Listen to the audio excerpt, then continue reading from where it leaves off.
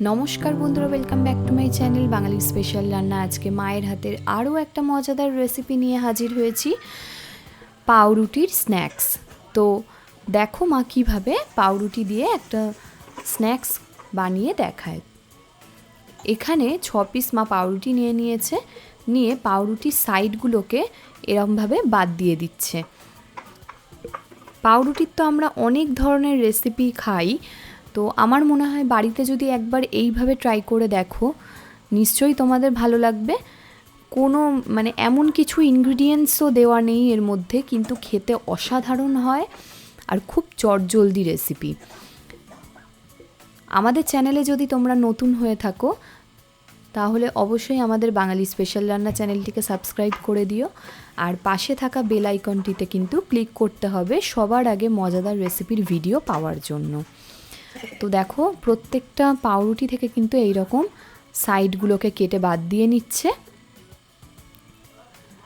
পাউরুটি দিয়ে কিন্তু অনেক ধরনের নতুনত্ব রেসিপি বানানো যায়, তো এটাও তার মধ্যে একটা।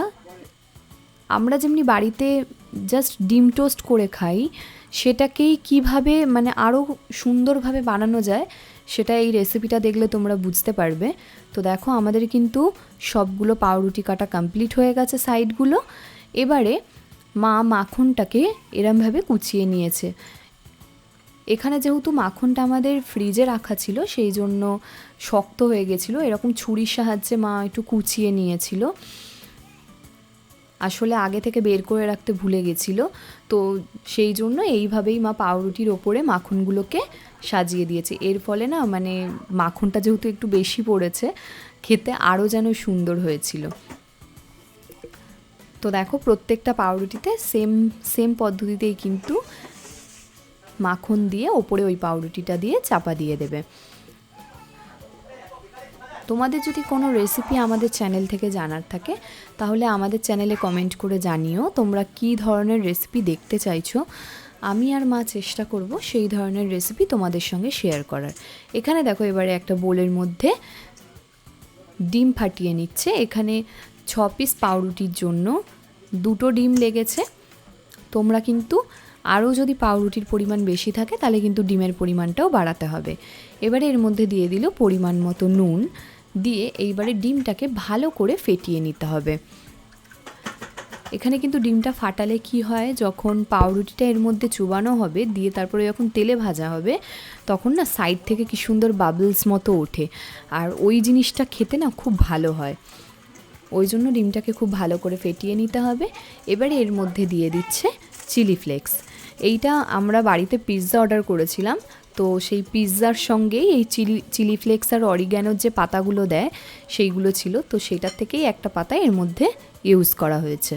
তো এবারে একটা কড়াই গরম করে নিয়ে ওর মধ্যে পরিমাণ মতো সাদা তেল গরম করে নিয়ে ডিমের মধ্যে পাউরুটিগুলোকে চুবিয়ে এরকম ছাকা তেলে ভেজে নিলেই কিন্তু রেডি হয়ে যাবে আমাদের গরম গরম পাউরুটি স্ন্যাক্স। আশা করব তোমাদের এই রেসিপিটা ভালো লাগবে, আর ভালো লাগলে কিন্তু লাইক শেয়ার কমেন্ট করতে ভুলবে না। বাড়িতে এইভাবে বানিয়ে একবার দেখো। তো দেখো কি সুন্দর লাগছে, বেশ পাউরুটির ওপরে চিলি ফ্লেক্সগুলো পড়েছে, দেখতে কি দারুণ লাগছে। তো খুব বেশি কিন্তু কড়মড়ে করে ভাজার দরকার নেই, এটা একটু হালকা করে ভেজে নিলেই হবে।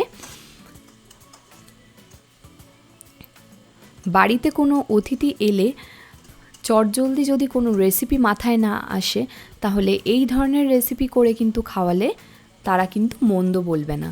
আর এর সঙ্গে যদি 1 কাপ গরম গরম চা বা কফি থাকে তাহলে তো জাস্ট জমেই যায়, আর কোনো কথা হয় না। তো দেখো আমার কিন্তু মায়ের কিন্তু ভাজাটা কমপ্লিট হয়ে গেছে, এবারে প্লেটের মধ্যে তুলে নিচ্ছে।